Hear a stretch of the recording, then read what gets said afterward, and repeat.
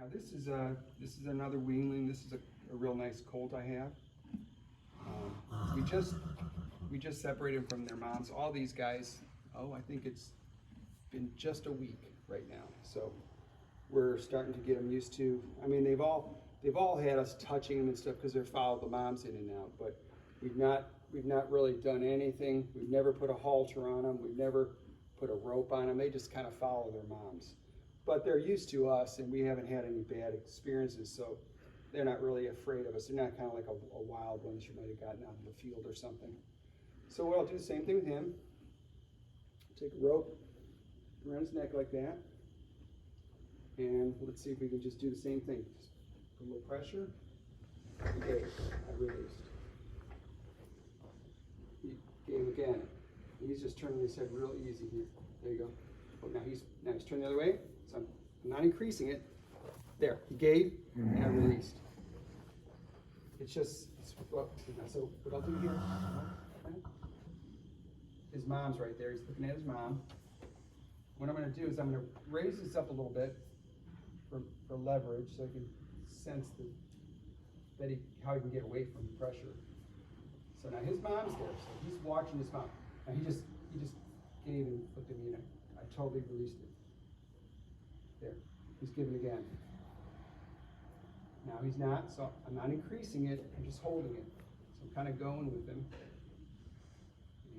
And then he gave an inch. Now, if they start, like if you're starting with their head here, and they turn away, and you apply pressure, don't wait for them to turn their head past the point that you started. Do it, consider where their head was then. So if it's a half an inch, it's a half an inch. That's good. You don't try to like right now, like if I start putting pressure on now and he turns his head that way, I keep the pressure on. I don't wait for him to go past this point to where he gets released. I give him release the very fraction of an inch that he releases. That's how they understand, because they learn from the release, not the pressure. You can see how little I'm putting on him. You can see how he's not. There he is. So I'm holding it. There, he gave. So I released. Whoop. Now he's moving away, so I'm holding onto it. And then he turns it there. He gave, I released. All right, this is a nice palomino filly, another weanling. So we've got coyotes going in the background. So here I'll just first get her the feel of it, no problem. So I'm going to pull on this a little bit, just like the others. Now she's in giving.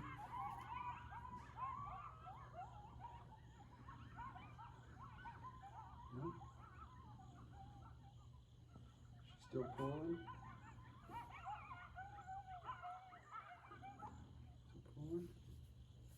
She's just trying to figure out what the answer is.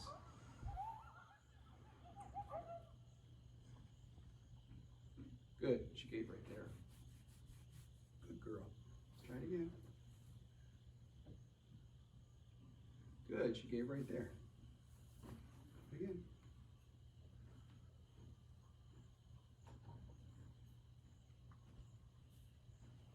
Good. Give right there. I'm going to try pushing her back in a little bit. Over pressure, not too much. There you go. Good. Good girl. Try it again.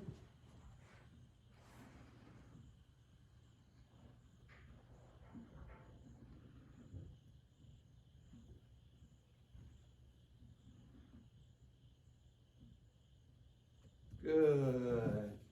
See how she moved under that, like I was saying earlier? Okay.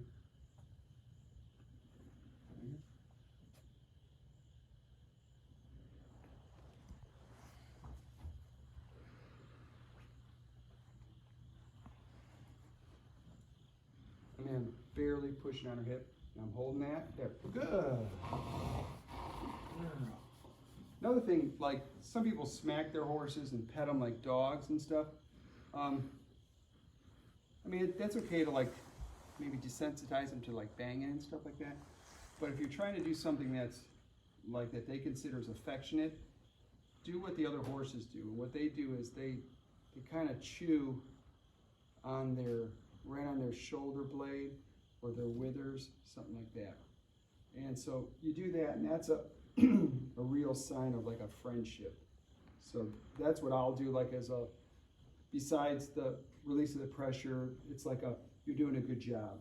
And I also, like with dogs, when you're training dogs, you tend to talk in a high pitch, like, you're such a good boy, good boy. You kind of go up like this. Well, dogs like that.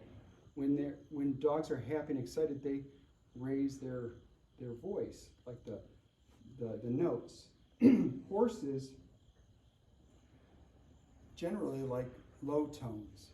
So what I like to do is, when I say, if I'm trying, as I start to work with a horse, and if I'm using the word good, I usually say good, and I drop it down low, like good, and I try to do as low a tone as I can, and they just it's a calming, and they respond real well to it, as opposed to getting like, like raising your pitch up.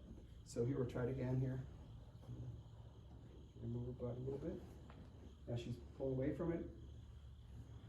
She's giving. It's like I release the pressure there. I don't have any pressure on her neck anymore.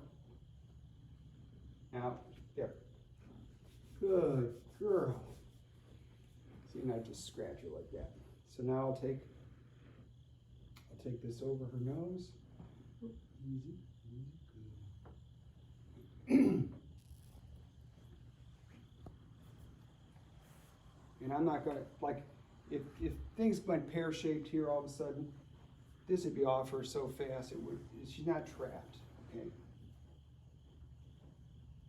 See, so.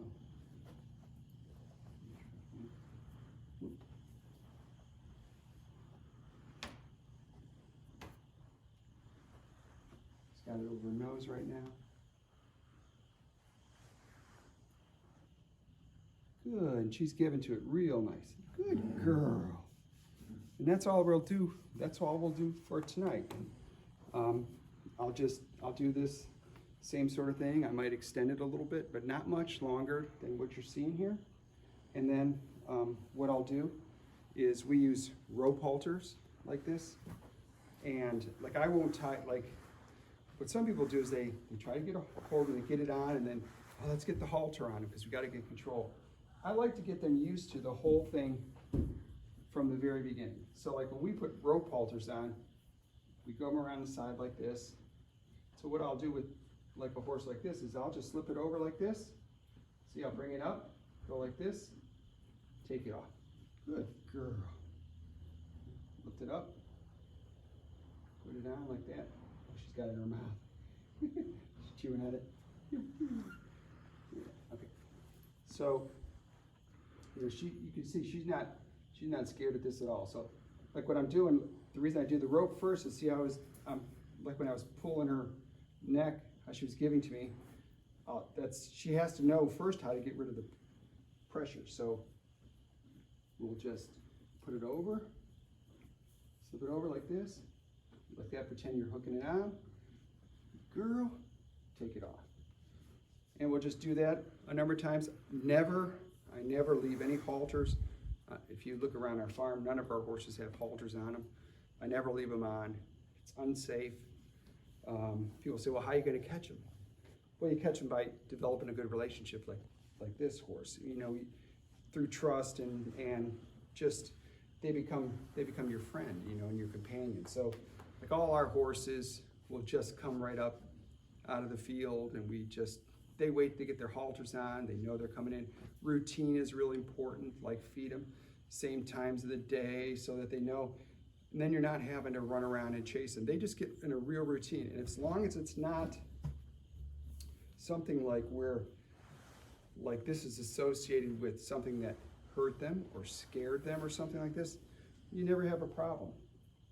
And so we never leave any halters on them. Only time we have them on is when we're actually leading them or training them. So this is the first start to getting our weanlings used to giving to pressure. Hope this helps.